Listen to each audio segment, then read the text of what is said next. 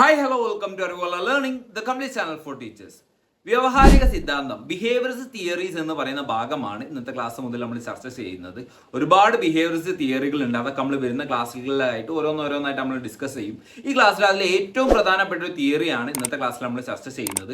So video അവസാനം വരെ കാണുക. വീഡിയോ ഇഷ്ടപ്പെട്ടാൽ സബ്സ്ക്രൈബ് ചെയ്യുക, ലൈക്ക് ചെയ്യുക, നിങ്ങളെ മറ്റു കൂട്ടുകാരിലേക്ക് എത്തിക്കുക. നമുക്ക് നമ്മളെ ക്ലാസ്സിലേക്ക് കിടക്കാം. സോ ആദ്യമായി എന്താണ് ഈ വ്യവഹാര സിദ്ധാന്തങ്ങൾ? നമ്മൾ മുന്നത്തെ ക്ലാസ്സിൽ നമ്മൾ പഠിച്ചിട്ടുണ്ട്. വ്യക്തികളുടെ നിരീക്ഷിക്കാനും അളക്കാനും സാധിക്കുന്ന ബാഹ്യമായ പെരുമാറ്റങ്ങളെ മാത്രം അടിസ്ഥാനമാക്കി പഠനത്തെ വിശദീകരിക്കുന്ന മനഃശാസ്ത്ര സമീപനമാണ് ഈ വ്യവഹാര സിദ്ധാന്തങ്ങൾ എന്നുള്ളത്. അതിൽ തന്നെ വളരെ ഇമ്പോർട്ടൻ്റ് ആയിട്ടുള്ള ഒന്നാണ് ഈ പൗരാണിക അനുബന്ധന സിദ്ധാന്തം എന്ന് പറഞ്ഞത്. പാവ്ലോസ് ക്ലാസിക്കൽ കണ്ടീഷനിങ് എന്ന് പറയും. റഷ്യൻ ശരീരശാസ്ത്രജ്ഞനായിട്ടുള്ള ഇവാൻ പാവ്ലോവ് ആണ് ഇത് ആവിഷ്കരിച്ചത്. ഒരു സ്വാഭാവിക ചോദകത്തെ, നാച്ചുറൽ സ്റ്റിമുലസിനെ കൃത്രിമ ചോദകവുമായി, ആർട്ടിഫിഷ്യൽ സ്റ്റിമുലസുമായി നിരന്തരം ബന്ധിപ്പിച്ച് അതേ സ്വാഭാവിക പ്രതികരണം കൃത്രിമ ചോദകത്തിലൂടെ ഉണ്ടാക്കിയെടുക്കുന്ന പ്രക്രിയയാണിത്. ഒരു നായയെ ഉപയോഗിച്ചിട്ടാണ് പാവ്ലോവ് ഈ ക്ലാസിക്കൽ കണ്ടീഷനിങ് നമുക്ക് എക്സ്പ്ലെയിൻ ചെയ്ത് തന്നെ അല്ലെങ്കിൽ പരീക്ഷണം നടത്തിയിട്ടുള്ളത്.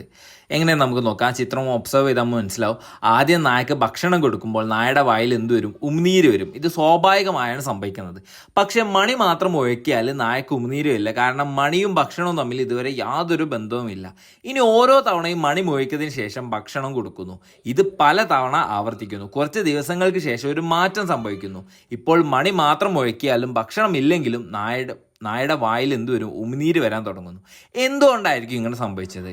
കാരണം നായ മണിയുടെ ശബ്ദം ഭക്ഷണവുമായി ബന്ധപ്പെടുത്തി പഠിച്ചു. ഇതാണ് ക്ലാസിക്കൽ കണ്ടീഷനിങ്. ഷോർട്ടായിട്ട് പറഞ്ഞാൽ സിമ്പിളായിട്ട് ആ ഒരു പിക്ചർ എന്താണെന്ന് നിങ്ങൾക്ക് എക്സ്പ്ലെയിൻ ചെയ്തതാണ് കേട്ടോ. ഈ പൗരാണിക അനുബന്ധ സിദ്ധാന്തമായിട്ട് പ്രധാനപ്പെട്ട രണ്ട് ഘടകങ്ങളാണ് വരുന്നത്. ഒന്നാമത്തത് അൺകണ്ടീഷണൽ സ്റ്റിമുലസും അതുപോലെ പിന്നെ വരുന്നതാണ് അൺകണ്ടീഷണൽ റെസ്പോൺസും. ഈ അൺകണ്ടീഷണൽ സ്റ്റിമുലസ് എന്നുകൊണ്ട് ഉദ്ദേശിക്കുന്നത് മുൻകൂട്ടി യാതൊരു പരിശീലനവും ഇല്ലാതെ തന്നെ സ്വാഭാവികമായൊരു പ്രതികരണം ഉണ്ടാക്കുന്ന ചോദകം. അപ്പോൾ അതിൽ ഉദാഹരണമായിട്ട് പിക്ചറിൽ കണ്ട പോലെ ഭക്ഷണം.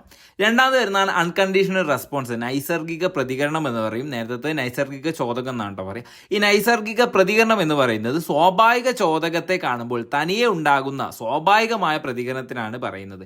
ഉദാഹരണത്തിന് ഇപ്പോൾ ഭക്ഷണം കാണുമ്പോൾ വായിൽ ഉമിനീര് വരുന്നത് നേരത്തെ പിക്ചറിൽ പറഞ്ഞ പോലെ തന്നെ. പിന്നെ വരുന്നതാണ് കണ്ടീഷൻഡ് സ്റ്റിമുലസും അതുപോലെ കണ്ടീഷൻഡ് റെസ്പോൺസും. കണ്ടീഷൻഡ് സ്റ്റിമുലസിൽ തുടക്കത്തിൽ പ്രത്യേക പ്രതികരണം ഒന്നും ഇല്ലാതിരിക്കുകയും എന്നാൽ സ്വാഭാവിക ചോദകവുമായി നിരന്തരം ചേർത്ത് നൽകുമ്പോൾ പ്രതികരണം ഉണ്ടാക്കാൻ ശേഷി നടത്തുന്നതുമായ ചോദകം. ഉദാഹരണത്തിന് ഇപ്പോൾ നേരത്തെ പിക്ചറിൽ കൊടുത്ത പോലെ മണിമുഴക്കം. രണ്ടാമതാണ് കണ്ടീഷൻഡ് റെസ്പോൺസ്, കൃത്രിമ ചോദകം എന്ന് വെച്ചാൽ ആ മണിമുഴക്കം അത് മാത്രമായി നൽകുമ്പോൾ ഉണ്ടാകുന്ന പഠിച്ചെടുത്ത പ്രതികരണം. ഉദാഹരണമായിട്ട് മണിമുഴക്കം മാത്രം കേൾക്കുമ്പോൾ എന്താണ്?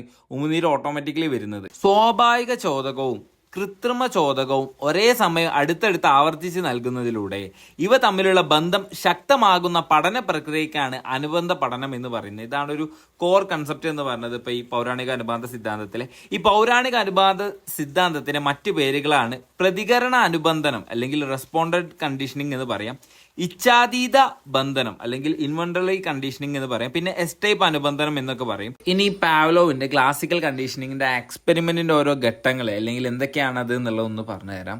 ഒന്നാമതായിട്ട് ഈ പരീക്ഷണത്തിന് മനുഷ്യരെ അല്ല മറിച്ച് നായ്ക്കളെയാണ് ഉപയോഗിച്ചത്. കാരണം ഭക്ഷണം കാണുമ്പോൾ ഈ ഓട്ടോമാറ്റിക്കലി ഉമിനീരുണ്ടാക്കുക എന്നുള്ളത് നായ്ക്കൾക്ക് മാത്രമല്ല, അല്ലെങ്കിൽ നായ്ക്കളുടെ ഒരു ഇൻവോളണ്ടറി റിഫ്ലക്സ് ആയിട്ടാണ് ഉള്ളത്. പക്ഷേ ഈ പരീക്ഷണ മുറിയുമായി ഇണക്കിയ നായ്ക്കൾ ഭക്ഷണം നേരിട്ട് കാണുന്നതിനോ കഴിക്കുന്നതിനോ മുമ്പ് തന്നെ ഇപ്പോൾ പാവ്ലോവ് മുറിയിലേക്ക് നടന്നു വരുമ്പോൾ തന്നെ ഉമിനീരുണ്ടാക്കാൻ തുടങ്ങുന്നു.